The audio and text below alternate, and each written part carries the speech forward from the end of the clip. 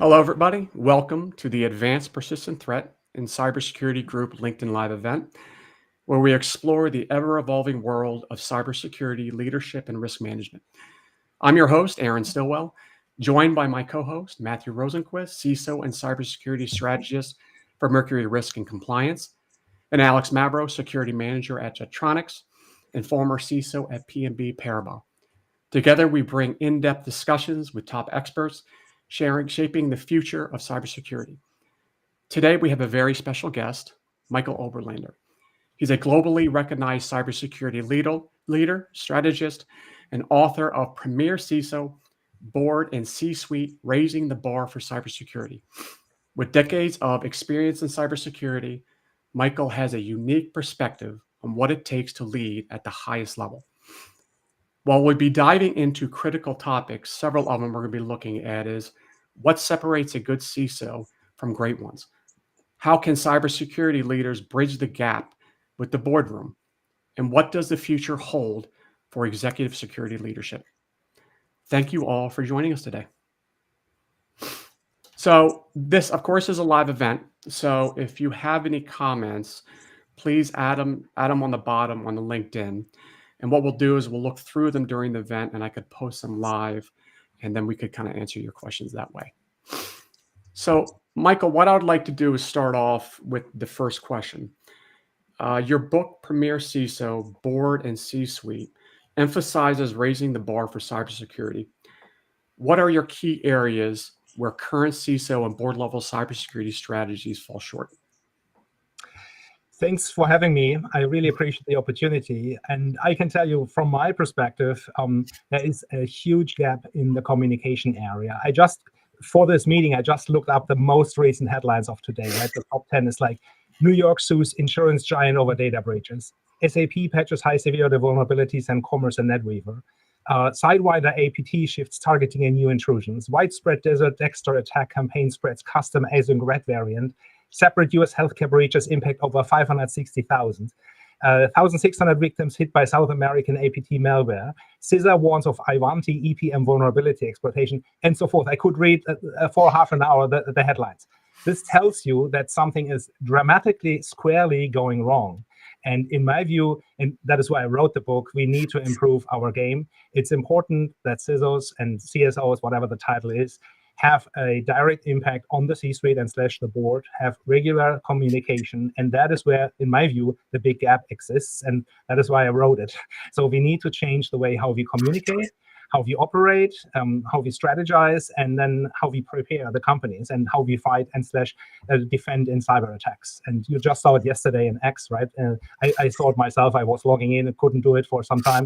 So this is happening daily, as I just read. And I think the book is specifically talking about the communication aspect and multiple other challenges, but I walk the readers through the different current situation, the market, what's going on, the SEC regulatory regime changes that happened, most recent data breaches, incidents happened, and then prepare them how to communicate with the CEO, the COO, the CFO, all the C-suite executives, and with the board, and also how they prepare themselves for the role before they actually take the role, then during the interview process, then when they have settled into the role, what needs to happen, and then even afterwards, what they should be doing. So I can talk in details there further. I stopped there just to see if you have some other questions. So, Alex, do you want to kick off, or Matthew, or I got questions too? Whoever likes to go first, it's up to you. I let Matthew first, and then I can. Michael, I love your book, and it's such a timely topic. And we've seen CISOs rise through the ranks, and now they're talking to the CEO and the boards. Hugely important. But a lot of CISOs raised from the technical ranks. And many don't have the right skill sets to be able to communicate in business terms. For those CISOs, what kind of skills do you think they need to focus on to really have a meaningful impact in connecting with the board and giving the board the information they need to make good directional decisions? Thank you, Matthew. This is great question, and I agree. And by the way, I grew up myself through the technical ranks, and I don't want to have missed that. It prepared me perfectly. However, I never stopped there. It's very, very, very important to build your business skills.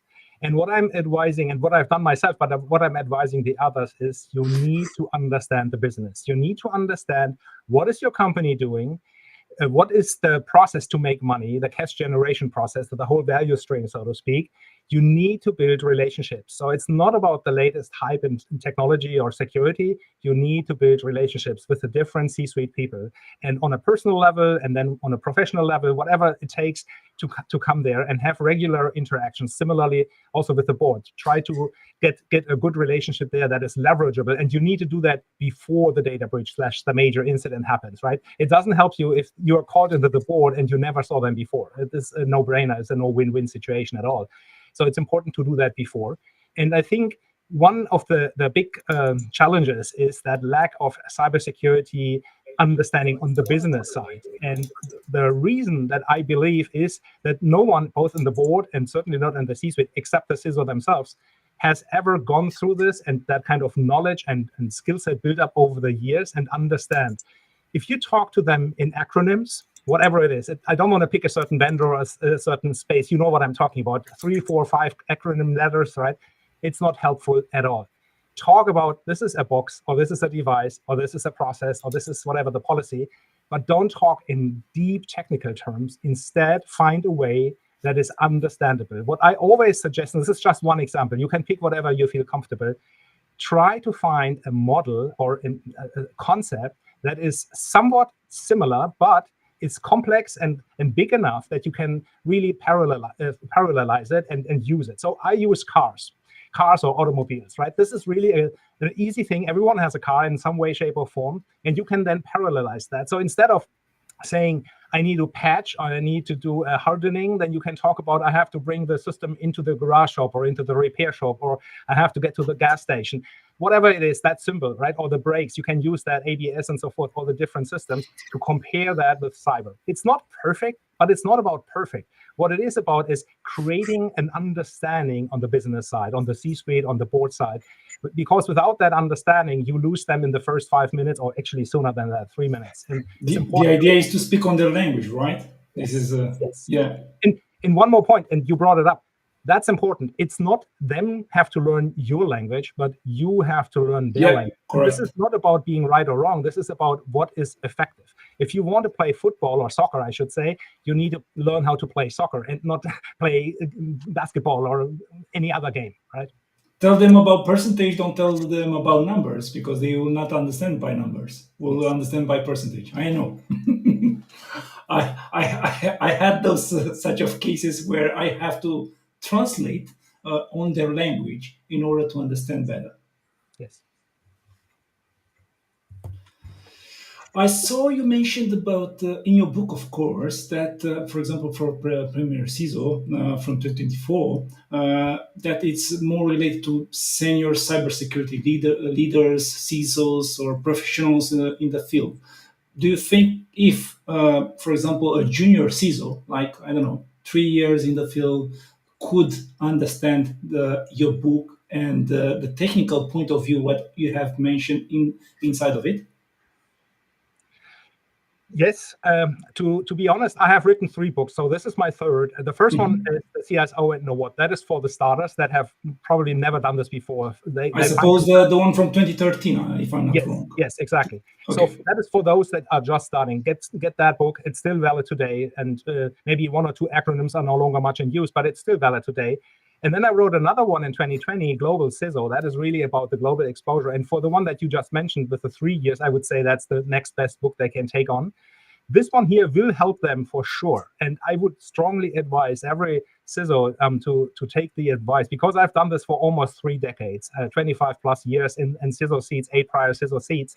And I share the knowledge openly, honestly, and I have already received from some of the best global CISOs great feedback, both on Amazon as well as on reviews and privately. So it is really good material. It's helpful, and that is my goal, right? It's not about, there's so many security or cybersecurity books out there that talk theory or certain strange things that doesn't help at all. This here is really meant to be hands-on advice how to do it. I really walk them through the different communication levels with the CEO and other people from the C-suite, with the board, to prepare them, and give a lot of links, additional side stories, just to educate them and help them with that. And I think it will really make a big difference for them. And I have heard this many times already.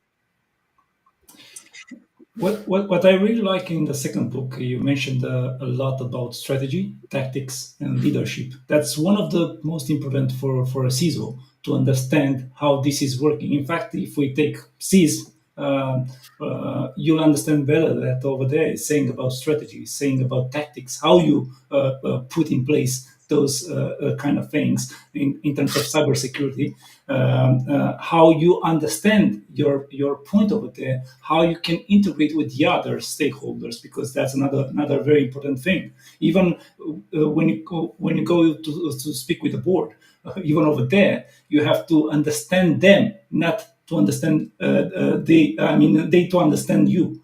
That's the whole point over there. Yes. Great point. And what you are saying is right. You need to be very self-reflective. So let's just assume, make a story up here, but it's really based on facts. If you talk and present to either the board or to the C-suite, you need to keep eye contact, not only to be more relatable, but to observe the people that are listening to you. And if you see their eyes are glancing over, or the first person takes on their phone, or whatever the action item is, you know you're on the way or on the pathway to lose them if you not have already lost them. So you need to change speed, content, the way how you communicate, what you say, and make sure it's interesting, it keeps their interest level high, make sure it's interactive, it's directly to the point, so don't talk, but stop there after maybe 1 or 2 minutes maximum talking, and see if they are with you still, if they have additional questions, and make it interactionable. That is really important and helps. And what you just said about the strategy, so similarly, you want to see that your strategy is aligned with the direction from the CEO / from the board and C-suite, and not against it, or vice versa. So you need to embrace what the company's strategy for the next foreseeable future is, aligned with that, build your security strategy aligned with that, and communicate with them and keep that pace and say, look, based on our corporate strategy, this is the thing that we currently do in cybersecurity or plan ahead for. This is where we stand. The next year is this and this and this. These are the investment cycles that we are planning to do. These are, by the way, the technology upgrades, without going into detail. That helps making them see the alignment and that win-win, or the value creation that you bring to the table. You know, it's conveying risk and value as a CISO to the board, to that C-suite, is an interesting challenge that I think it's easier to fail than it is to succeed. Can you give some examples of good metrics? Because metrics tends to be that foundation, right? A certain framework that you're going to be reporting on. Can you give a few examples of good metrics? And conversely, can you give some examples of some poor metrics that you really should not use, even though they might be eye candy and fun? Great and insightful. Yes.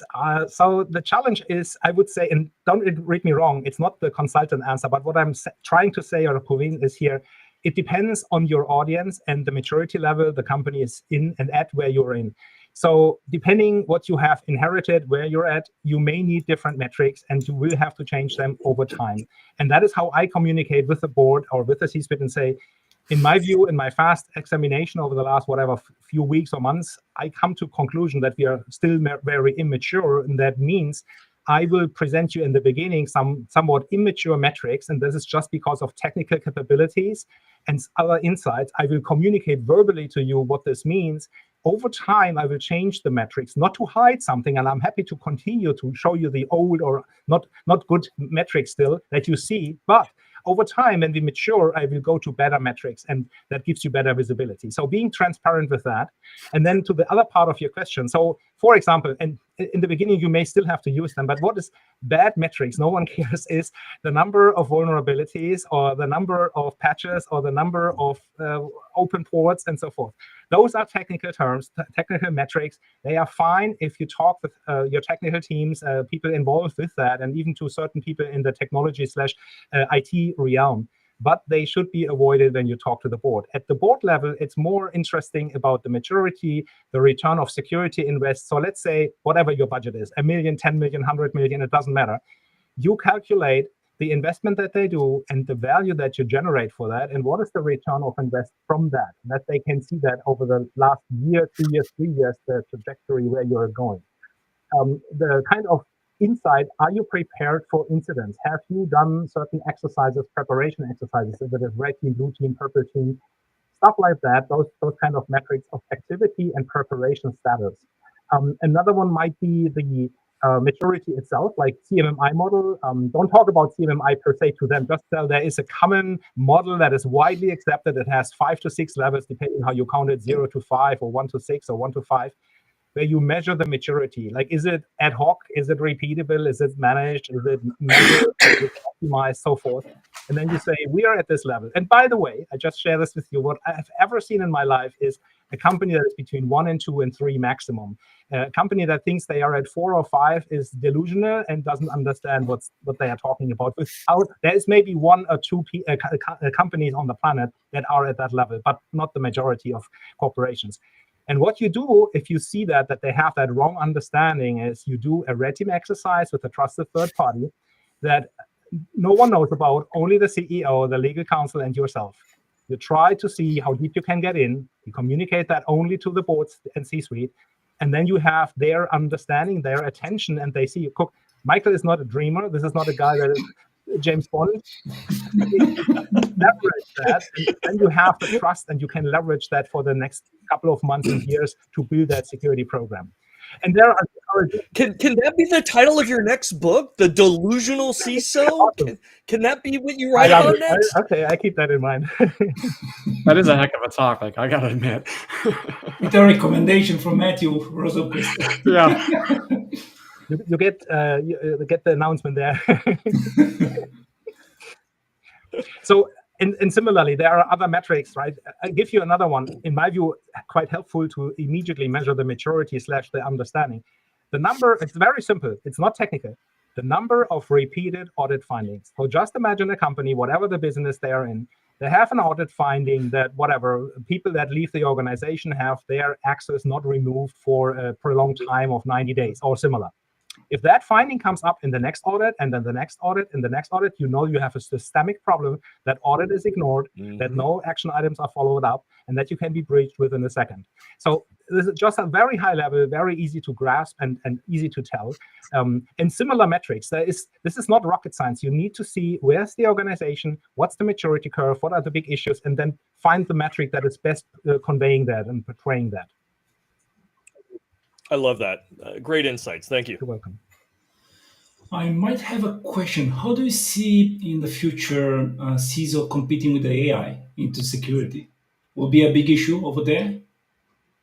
Competing with AI in terms of what you mean?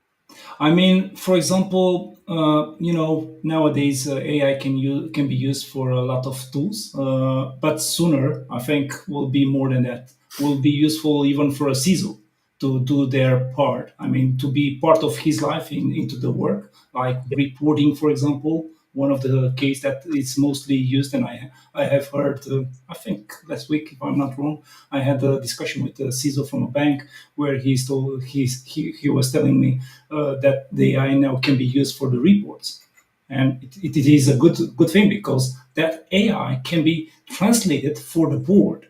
How do you think this in the future? Yeah, thanks for clarifying. Now I know what you're talking about. So AI is a great subject, and I think it has, as always, pros and cons. There is good benefits that you can get out of it. There's also a risk that you need to address. And in my view, it's both. And it has started at the lower level, and it will over the time, while AI gets more matured and better and more adjusted, will get better and more substantial to help the CISO. So in my view, an easy use case for AI is everything like vulnerability management, patching, those things that are highly technical, that are highly complex, but they are easy to do / easy in terms of what it takes to do that. It's not easy per se, but it's relatively easy to automate. AI can take care of that. You can have the machine basically self-test their environment and then do the necessary patching and rollout and make sure a human still monitors it and tracks what's going on. But that's an easy one. Yeah. Similarly, on other technical things, firewalling or intrusion detection, prevention, certain SIM alerting and escalation, the SOAR, the automation, orchestration, and so forth, all the things there can leverage AI. I don't think yet that AI is ready to replace ever a CISO, because a CISO type of person and attitude and control is completely different, and it requires a plethora of skills that an AI, in my view, does not yet have, and probably will not have in the foreseeable future. But having said that, you need to understand as CISO, you need to understand the benefits of AI and the risks. Like, think about, just for example, think about deepfakes. What you can do nowadays, you can replace the CEO or replace the general counsel, and of course, you can replace the CISO, right? And have someone that looks like me and has everything and talks, and the people then think, well, my CISO just told me I should use a short password, or I should drop my multi-factor authentication, and I never did this because it's a deepfake. So educating the people about the risks, the potential, the things that this technology can do, and how to grasp that, how to leverage that, but also how to care for it and not just fall prey and become prey to all these things. It happens now almost on a daily basis that someone reaches out over LinkedIn and it's a bot behind, and you see, hey, this is not a human. You need to be very, very careful. Oh, yeah. Having said that, there's another challenge in my view, and I write about that in the book. The AI itself is also highly vulnerable, right? So there is poisoning attacks like prompt injection and model evasion and injection and multiple other such attacks. And this is big risk, because if you have AI running out fast and people and companies do the same mistakes they have done over the last 30 years, fast adoption of technology without thinking, and this is not smart. So you want to really understand what you're doing, and then make sure that you have controls against that prompt injection and model evasion and. And on top of that, you not only have the attacks against the AI model and / environment, you also need to make sure that the AI systems are secured, because they are vulnerable to the same kind of hacking attacks and takeovers and things as well. So it's very, very complex. It adds benefits, but it also adds a lot of needs for security controls and security benefits. We'll see. I think we'll see. Maybe if we can get to AGI. I know that Aaron knows what I'm talking about. This with autonomous general intelligence. That's something else. It's a next level of AI, and I'm afraid if we get there, we might end up by being replaced at some point, but not 100%. You know, human behavior and the relationships that we have, and you think about the internal politics within any organization, and to be able to manage those internal politics and those relationships is something that an AI will never do, right? Yeah, because when you go into a boardroom, no matter who you're meeting with, each person has their own individual personality that you have to be able to understand and manage. And something I don't think AI will ever have that possibility of replacing that, even with its AGI. I could see it streamlining our processes and doing an incredible job of making our jobs better. But I don't see it replacing the human aspect of kind of what we are. I mean, I could be wrong, but I'm hoping not, to be honest. Because at that point, I'm not worried about AI replacing me as a CISO until the C-suite is also replaced by AGI. Yes. Once you get to that point, then maybe it makes sense. We may never evolve to that, or we may evolve there more rapidly. But I think the CISO role is a safe role given the chaos and ambiguity that we deal with, especially in human interactions, both the good guys and the defender, or the bad guys and the defenders. So I'm not worried about being replaced by AGI until the other C-suite members are as well. Guess what? Or you'll be surprised. There was a company who made a test for the CEO just to see how a robot can be a CEO, and I was a bit impressed about his decisions that have been taken, because he thinks a bit logical like us, but in a different way. I don't know. Of course, he doesn't have a humanity that a person. Yeah, you're right. He might think logically, but he's going to think with empathy and compassion. Yeah, exactly. So he's not doing that. That's our whole issue, And then they stopped the project. But this was a project, by the way. It was too good, so they're like, we're done. So Michael, I want to get back to the communication, right, and that chasm between the CISO and the board. You had mentioned that CISO shouldn't be going in there and flooding with security acronyms, or even expecting the board to understand the technology and the nuances behind cybersecurity. They're not cybersecurity experts. They shouldn't be. They have no need to be. That's what the CISO is there for. But what things can a board do, or should a board do, to help close that chasm and maybe facilitate a better structure, right, or oversight of cybersecurity as those demands grow and the expectations for the board to own the overarching business risks? What do you recommend for board members to kind of take that half step forward? Yeah, I think that's very true. And I think the challenge is with the SEC that they dropped the requirements to have a certain cybersecurity expertise at the board level. This has really shot ourselves in the foot. It wasn't good. And I hope that this will change over time. And I continuously and regularly advocate for that. So I'm doing it here as well. Forgive me, but I think it's important to have that. What you need to ask the board, and that the board hopefully understands, is make sure that the CISO has regular, direct, unfettered, and unfiltered access to you, the board, right? Don't let the CISO hide under any technology, any IT, any whatever other unit report and never see the CISO. You need to have regularly communication with them. Ask them for their advice, for what they see, without that filter. The second thing is they need to ask, do you have the required resources that you need? People, budget, impact, whatever it might be.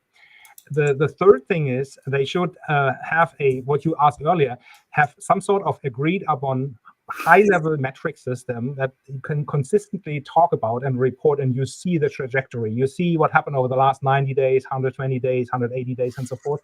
That gives you the story and the truth there. And I would also not be shy as a board member to just call the CISO on their cell phone or whatever out of business time and just say, hey, can we have a conversation? And similarly, if you have that relationship built, and this is fantastic if you have, that you can call them if you see something that's a problem. And another one is in these regular board meetings, they should make sure that the different groups are participating. So not that it's basically the CISO reporting and everyone else is dropping off. The people that are accountable in the functions that you are helping to secure, they need to hear it. They need to hear it in front of the board / C-suite. It doesn't matter if this is directly with the board or at the C-suite. It does matter, yes, but it's both. It's valid in both cases. But this is what I wanted to say. So it's important that the people that are accountable need to hear it and be in the room. So there's no talking back about them behind. It's really they hear it, open a visor, they hear it directly, it's communicated, everyone knows it, it's fact-driven. It's not about guilt, it's not about mistake / failure, it's about improving the situation that we have inherited or that is currently there. I want to dig into that a little bit because I think it's really important, right? You're saying bring in other C-suite members as security is talking, because the CISO is providing services and should be providing value. And if they are an advocate of security to protect their products, to protect their infrastructure, to keep them regulatory compliant, to support their expansion into Europe or whatever it is, right? Hey, security helps me maintain my average selling price or my margins, or they're a key part of my good, better, best marketing strategy. Hearing it from those other C-suite members is a powerful message, at least in my mind. Do you think the boards also see it as a powerful reinforcing message of value for cybersecurity? I do, to a certain extent, right? You don't want to have a sales demonstration there, but you definitely want to have the support, the insights from the other C-suite members and the business owners. And that is this reinforcement system that is benefiting both parties. And also if there are, and sorry that I go into the conflict, I'm a German guy, so I'm always trying to focus on the problem. If you have a conflict, you need to solve the conflict. And if you have transparency across that level, it's not a one versus many, it's basically fair game. And you solve the problem, you find out what are the key issues, why are they there, what are the root causes, how can we prevent that from happening, how can we make it better. And I think it's good to have that open conversation at that level, even though some people try to shy away from it. But I think if you do it fact-driven and professional and respectful, it's better to do that there than having to wait for the hackers. They take over the company and have the data breach, and then you suffer and your customers and your clients suffer. It's better the other way, to be proactive. It's a forcing function to resolve those potential conflicts. I love it. I love it. Yeah. I might have a question about risk management over there in regards with the board level. What are the critical steps for risk management and mitigation in cybersecurity that should be discussed at the board level? Great point. And yes, thanks for bringing that up. I think one of the most important points is not about a specific risk metric, but what is, as board, as company, our risk appetite? What is it really that we are willing to take as a loss if it happens? So loss realization, you may call it. Is it $1 million? Is it $10 million? And of course, don't read me wrong. Every organization is different in size, different kind of income ratio and profit and loss and so forth. And it may be different as a sheer number, but in the percentage rate of your company value, of your value stream, where is the risk tolerance? Put it down in writing. This is what we accept to do.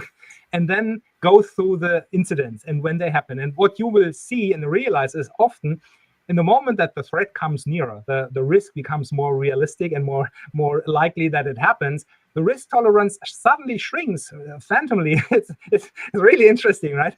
So having that continuous conversation and say, look, I showed you this in the beginning. Our agreement was, and I'm just making this up here for the explanation, $1 million is fine. And now that the $1 million is close to be reached, you're no longer tolerant. So we can change that, but keep that in mind for the future when I come to you and ask for different investments or different changes and processes and so forth.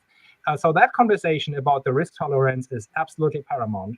Then it is about the different risk types that the corporation cares about. And the good thing, good and bad, it has pros and cons. The good thing about cyber is that the impacts are so big that it is typically within the top 2, top 3, top 5 risks of an organization, depending on what business you're in. It's definitely in the top 10, but I think it's in the top 3 typically. But you need to understand with this risk conversation what other risks are there and understand it's not only cyber. There is market risk, there is currency risk, there is health risk. Think about the pandemic. Multiple factors, yeah. I remember in 2010, I was with a company in Europe. I did pandemic planning. That was 2010, 2011. And I'm proud that I did, because I'm sure now in 2020, 2019, 2020, they were quite happy that there were documented procedures, documented things. I don't know exactly what happened, but I prepared this 10 years before it was necessary, right? And so there's different types of risk. Have that conversation, have that understanding. And then once you have that map, this an overview map, so to speak, you can do your heat maps. You can talk about the different risks, how they play to each other. And an important one I don't want to drop here is the accumulated risk. So the risk with cybersecurity is the cumulative risk, adds up and adds up and adds up, so that the likelihood from a single risk is not high. But if you combine it with multiple risks in the cyber domain, it actually becomes quite realistic and quite real. So that risk compounding is an important subject you want to address with the board there as well. As I said, I might have another question about this with the risk management. So how do boards assess and manage cybersecurity risk in the context of rapidly changing technology and cyber threats? Because here I think we have somehow to make them to understand how the technology is changing and how fast it's changing. That's another point over here. Yeah, I think the risk is, the technology is always changing fast. It just continues to do so, right? Yeah. A couple of years ago, it was IoT, and then it was cloud, and then it was, now it's AI, right? And in the future, it's quantum cryptography and quantum computing. It's already on the horizon. Yeah. So there's always a quick adaptation. I think one of the learnings in my lifetime is, and I really can say this after so many years, humans are animals, or a sort of animal that are not learning from the past. We are just very, very reactive. What we should be learning is about being proactive about the risk, not waiting until the Titanic sinks or until the latest company is being hacked, as I read the news before, right? it's important to be proactive and talk with the board about the risk of very fast technology adaptation without the necessary control. So it's absolutely great to have latest technologies. You want to be a key player and want to be fast there in adaptation for being the first to market, but you also need to take the necessary time, resources, prioritization to prepare for the combined or the integrated risk there, so that the company is not signing off blindly on certain risks that they're not understanding yet. So that communication, in my view, is absolutely paramount. And you can measure it in different ways. Speed of technology adaptation, and how soon was security involved in the adaptation, right? Things like that. That's this kind of metric you can bring up there. Have that communication regularly. And as the CISO and as the leader in your security organization, that's key to talk with your own people, that they understand. And that's another important point I also want to make here.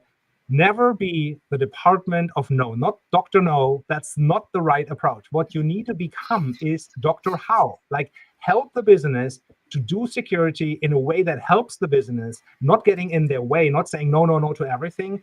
Instead, understand what is the core driver. Why do you want to do that? Okay, let me help you do this in a secure fashion. Let's agree that fast technology adaptation without security controls is not smart. Let's do it in the right way. I will give you full support. I will help you, whatever it is. Build the ultra-fast highway in a way that is secure, and you get first to market. You can compete with the competition and kill them all, but you need to make sure you have it with the right security controls. Yeah, and I love this discussion about risk because there's a lot of ambiguity, right? Because there's a lot of unknowns in regards to the attackers and methods and new technology and all sorts of different stuff.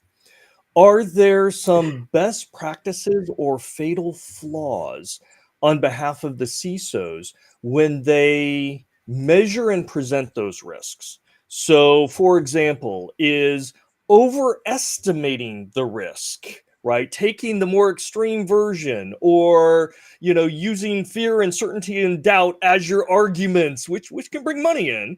What do you think about that? What do you think about CISOs who accept the board's desire for zero impacts, zero loss, and that's how they're going to be judged? I mean, what are some best practices and fatal flaws here? Well, Matthew, you're hitting me, you're killing me. This is awesome, the question, but here, the challenge is multiple. So it's really complex what you're saying. And I give you that. So a board that thinks that there will be zero impact and there can't be a data breach, there can't be an incident, is complete off mind, right? This is not realistic. Look in the media that I just read earlier. It's happening every day in every corporation. And it doesn't mean that the CISO or the security team is ineffective. It's more about there's communication gaps. And so far, the organization has not adopted the right controls, the right methods. The next one is on the CISO side as a mistake, as a failure. You can't always assume the worst case. And let me hear me out on that. Yes, you have to think the worst case for yourself, for your team, for your security controls, to understand realistically and think about critical thinking. It's a key skill, the absolute number one key skill for CISOs.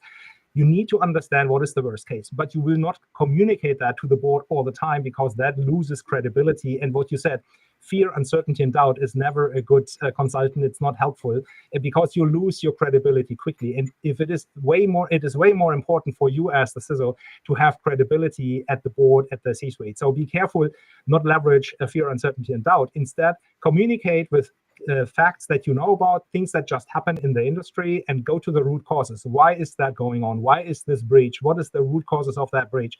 What can we as company XYZ do to prevent that from happening to us? And understand we may not be perfect, not 100%. We may drop 99% of the attacks and 1% gets through. Then we still may have an incident.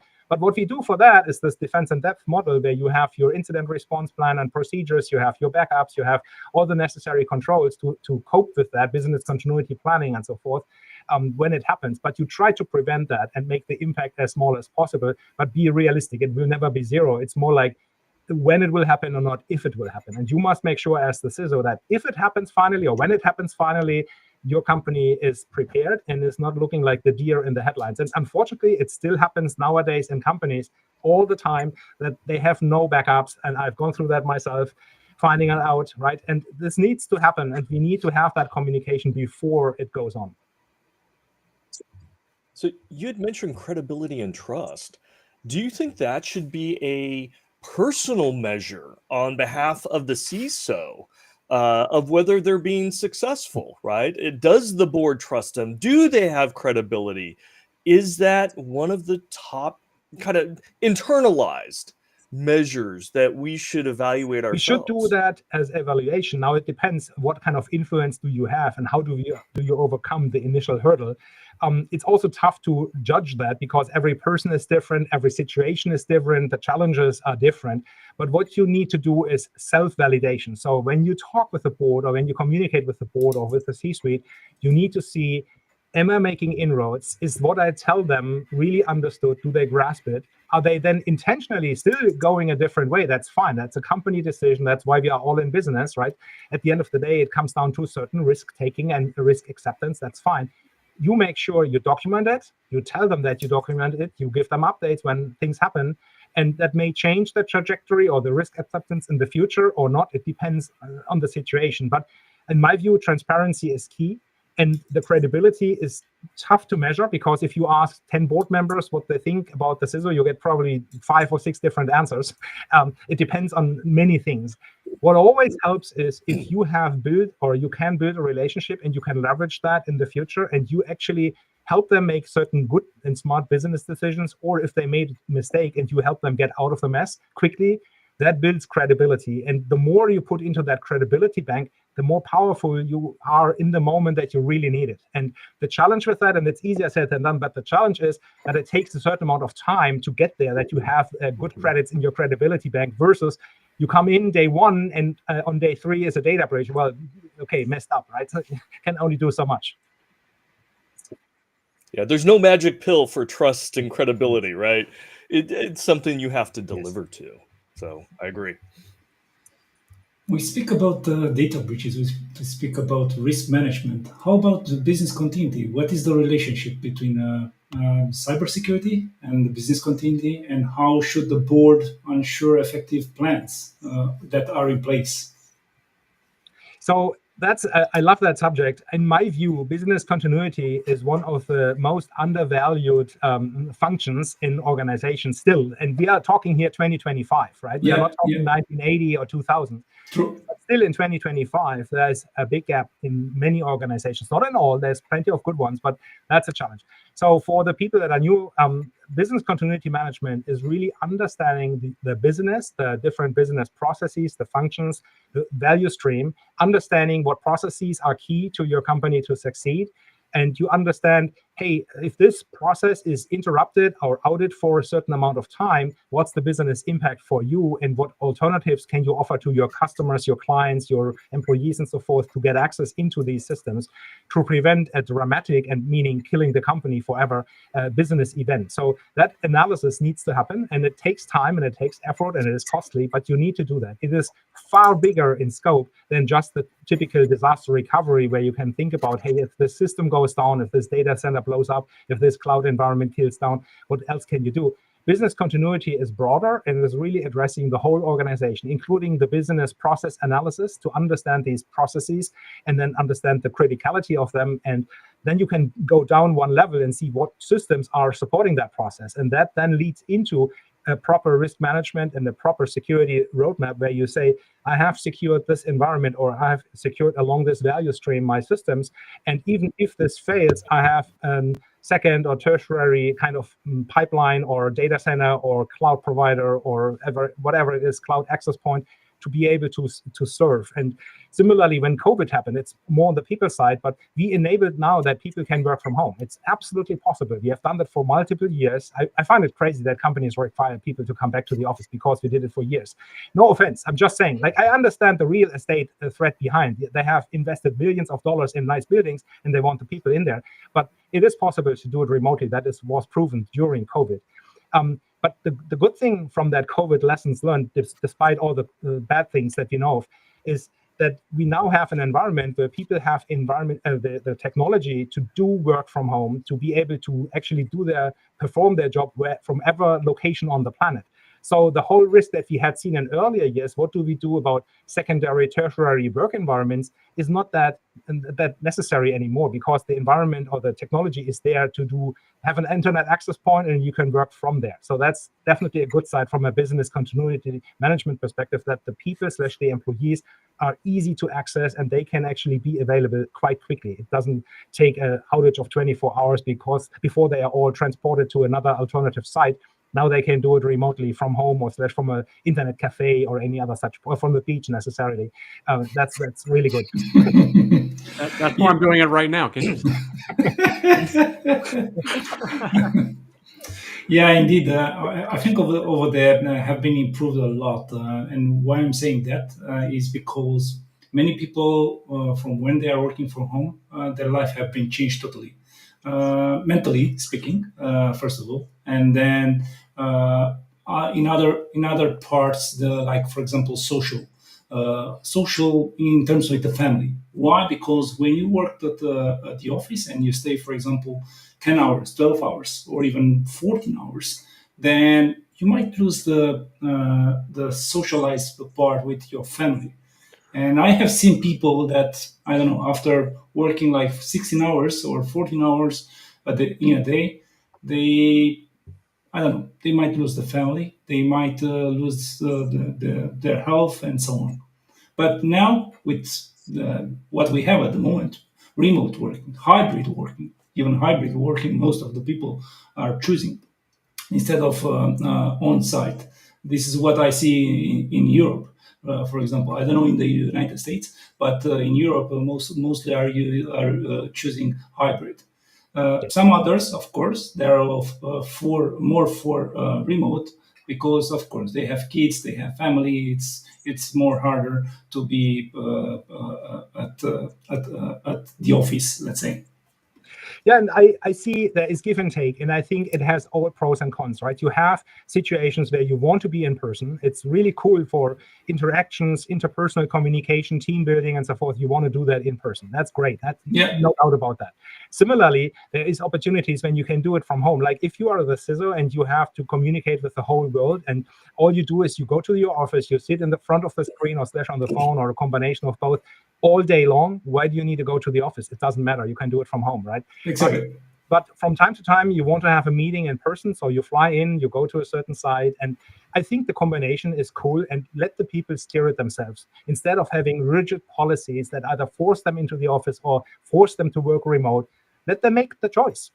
Make it available. It's another option. It adds value. And I think it has always been proven that a monoculture is bad compared with a multiculture. If you have different opportunities, either work remote, work with travel, work in on-site, and combine it anyway, that gives you more abilities, more capabilities, and trains your people in a different way, and you are more prepared for the future, whatever the future may look like. So I think the plethora of opportunities is actually a benefit. Of course, many they are saying if you are working from home, might be a lot of risk. So you have to put in place zero trust approach. This is one of the things that you have to think, and of course, everything in terms of your infrastructure, you have to change it because you need to put more controls in place. That's one of the things. You need to have a lot more mechanisms in place, and so on. Yes. But while you speak about zero trust, this is another subject that I would love to quickly talk about, right? So we all know about the model, although it's nothing new, but I think that the problem with the term itself is that it's quite negatively connotated. People that are not security people will not understand that, and they think you do not trust them. And that's not good from a business perspective. While we talked about that, right? How the business talk to them. We Do don't. not bring up the term zero trust. I never heard that before. Zero trust means we don't trust you. Yes.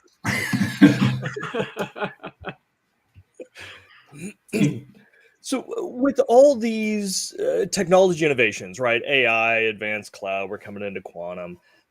You've got elevation to the board, a whole new audience you got to present to. You've got burnout issues. You've got difficulty in hiring good talent. You've got remote work. You've got all these different things that are bearing down on CISOs. For the next 12 months, what would you recommend CISOs focus on, right? We can't focus on them all. What are the priorities in your mind? So I would say find a combination of things. So you need to always find time to rest and take sleep and take the necessary downtime. It's very important, not only for yourself, but also for your team. Because if you are in a constant crisis mode, you will burn out your team, your staff, and it's not productive, it's not good. So don't do that. Find ways to rotate and find ways that are alternative, that gives people the opportunity to rest and get more energy. That's key, right? Basically make sure that your army is able to fight. If you are a consistent battle, this is not smart. The next one is fed and rested. Yes. the next one is about addressing the board with communication and building that relationship, building that kind of trust, and definitely get some credibility points there in your credibility bank. Then deal with the most recent and latest technology. I think one of the key threats that I see is this quantum computing / quantum cryptography. And particularly if you combine AI with quantum, now you have the ability in the near future that the AI system leverages quantum cryptography computing, and they hack all the passwords and / all the codes. And how do you secure that then? So you need to prepare. And what I can say is build your CBOM, your cryptographic bill of materials. You need to understand where in the organization have you what kind of encryption, what kind of keys, what kind of algorithms in place. That is an important analysis to take. It doesn't cost any money, just do it. Have that ready, because it will come that you in the near future will leverage that to replace it with post-quantum cryptography and certain other things. So it's very important to do that. And then the other adage, and this is as old as cyber, but I want to say it. Do not forget to do your asset management in total, right? Software assets, hardware assets, intellectual property assets, all of that. You cannot secure what you don't know about. You cannot secure what you don't measure. So you really need to understand the assets and work with the different teams. Work with technology, IT, engineering, whatever they call them, and also work with the sales and other organizational units that you understand all the assets of the enterprise and help them secure it. Keep them accountable and tell them, look, if you don't help me, I can't help you. It's very important to understand the asset landscape to really protect it for the near future. Excellent. I might have a question, maybe, I don't know, might sounds weird. It's more about legal and regulatory obligations. So Sounds exciting. Go ahead. Oh yeah, I know, and I know the board is mostly aware of this. So, what legal and regulatory obligations must the board and C-suite be aware of regarding cybersecurity? In a way that they can understand, of course, because might be some technical words over there or terms. So I'm not sure that I fully grasp what you are asking. Are you asking about the legal obligations of board members, or about the security obligations, or what? Yeah, in terms of security, but also in terms with the law that is in place for that specific state or country.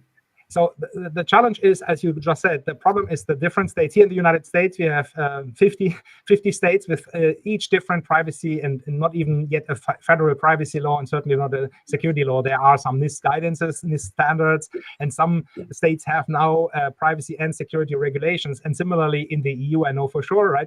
And in the EU, it's more advanced because of GDPR. Yeah. I'm a big fan of that environment, not because it's perfect, it's not, but because it's a combination. Nowhere is perfect. Yeah, exactly. But it's a standardization, so you know what you're dealing with across the whole 27, 28 member states, right? Yeah. So that's definitely a benefit, and we should do that here in the States as well. The board members have not, because of the SEC requirement was dropped, right? They have not a specific requirement for security per se, but they have a requirement for fiduciary risk taking, and do that in the best interest of your organization. So if you, as the CISO, communicate to the board the risk, the board is in charge to do something about it. They can accept it, that's fine. They need to document that. They can prevent it. They can do certain things to reduce it to a certain level. But the risk resides with the board. The board is the risk owners, not the CISO. The CISO is the person that is the risk facilitator, and you can give your own best advice, and you will do whatever is in the realm of your control that you reduce the risk to an acceptable level. But the board is the risk owners, not you as the CISO, in my view, right? That's my personal take, but I'm serious about it. Does that answer what you were going for? I concur. Yep. It sounds to me it's how critical it is for the CISO to cover himself with the board. You know, you're right. Not the point of he needs to show the risk within the organization, make it clear to them. So when something happens, I'm assuming blame, as you know, always gets pushed down. Yes. Right. That's why I hear you mentioning about detailing and explaining to them the risk to the organization. These are the risks. You understand these risks. So when something does happen, we all know politics. You know, we understand what happens within an organization, and having that written down and understood, it's got to be beneficial to the CISO. Yes. What you need, and I wrote about that in my book here as well, what you need is a risk register. You need to have it documented. You need protection for yourself. So there's certain insurances that you want to have, directors and officers, and errors and omission, and indemnification, and Indeed. maybe even your own legal counsel is covered, and so forth. But this is just on the, let's call it, cover your back side. Yeah. What you want to do say is something different, but you said it nicely. Thank you. what you want to do is teach and organize and rally the organization for proactive measurements. It's so much cheaper. I don't understand why it's such a hard thing to do, but proactive is always better and always cheaper and more effective than reactive. It's common sense, but it's very tough to make people understand that. So communicate every day and find ways, whatever it is. If you have not been yet successful, try another model. I told you earlier about the car model, right? The cars, the autos. If that doesn't work, then take something else. Find models that are telling and educating the board and the C-suite what the risk is and why this is important, and they are part of the game and they are accountable as well. So it's not the blame is shift on the CISO, it's every one of us. We all work as a team together, and we need all together find a solution to make this work. And it's not 1 versus 100 or 1,000 or 100,000. It's we together as a team. That's the core message. Indeed. That's great. So my last question for you, because I know there's a lot of CISOs watching and future CISOs that are watching, and many of them are concerned about their board game, if you will, their game in talking to the board and the C-suite. And others are just, they're looking to improve what they're already doing. What is the one thing that you think that these people should be doing starting today, right? Something actionable starting today to help them improve their skills, to be more relevant, to have more credibility in talking with the C-suite and board?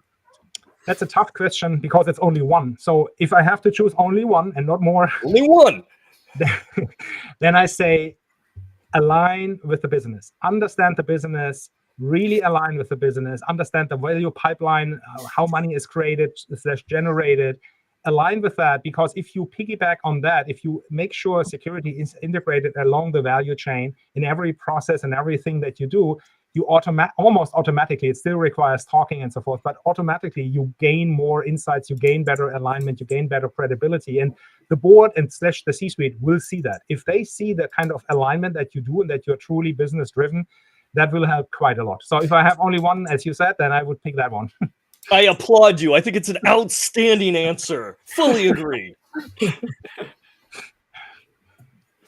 So I think we only have 3 minutes left. What I always like to do near the end is, Michael, your book, if you could kind of give us a little more information in your book, so everyone knows you'll see on your top left-hand corner, there is a link there to Michael's latest book.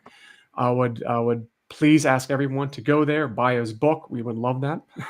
So, but is there anything else, Michael, while you're on, you'd like to promote? And then Matthew, you too, because I need to be thankful for you as coming here as a guest. And I'd like to give you a little time and talk about what you do and how people can reach you if they need anything, please. So thanks again for the opportunity. I have written this book with a true intent in mind to help CISOs to up their game, to really mature further. Even if you have been CISO a couple of times. I mean, I've done this in my life at least 8 times, and I share what I have learned so you can avoid to go through the pitfalls and really take that advice. The book is very good written for CISOs that have already been in the seat. And even if you are new, you can read this one and you will probably be back to the other 2 that I published. They will help you as well. I write about things like your skill set, like key skills are critical thinking capability, executive leadership, strategy, strategic leadership, communication, all those points. I have in total 13 skills identified that are absolutely key. Your character, the kind of the way how you talk, how you come across, all those points are covered in the book, and I think it people would be well advised to take a look, and you can get it online. Appreciate the opportunity here to showcase it. And I'm also available on LinkedIn, so feel free to connect and talk and ask. Happy to help all. Great. Thank you so much. And the only thing I would add is, and I want to build on everything that Michael's talking about, being a CISO, talking with the board, building that rapport, the C-suite, creating that team, and managing to that optimal level of risk is not easy. But I want people to know you're not alone. There are resources out there. There are books, there are classes, there are mentors, there are advisors. Leverage the community. You don't have to figure it out alone. It's really, really, really tough to do that. And there are a few people like Michael that did have to figure it out alone, right? Leverage expertise of the experts. Don't relive it. You don't, trust me, you don't want to relive it. You don't want to have to figure it out yourself. Great. So use everything available to you. Learn on the back of giants, right? Great point. Let me just say what you just said, Matthew. It's perfect. The typical saying is, do not reinvent the wheel. It's not necessary. Indeed. The wheel is already invented. So let's up the game. So learn from the learnings. Exactly. Awesome. Well, Matthew, did you want to say anything about what you do and your company? Did you want to? It's up to you. Like Michael, I've been in the industry almost 35 years now. So, and I do, I advise, I consult, I mentor CISOs. And everything that Michael said today is hugely important. Rewatch this. Listen to what he has to say, because you can either not believe it and learn a painful lesson later on, or you can listen to it, go down that road, and you won't even know the pitfalls you've avoided, which is probably a good thing. But again, don't reinvent the wheel. There are good, best known methods, and our industry is constantly changing. So there's going to be new ones tomorrow. So stay up and reach out to people. Reach out to Michael, myself. Read books, videos, podcasts. It's important. Awesome. Well, everyone, thank you so much for your time. Alex, I'm going to leave it with you. Do you have any questions at all, Alex, before we go? No, I don't have. I think I have one thing to say to everyone. Of course, please don't forget to watch, to follow us on the page, on the group, and of course to follow on the YouTube channel. Yep. Awesome. Everyone, again, thank you so much for your time. Thank you. Thanks for having me. Wonderful. Thank you.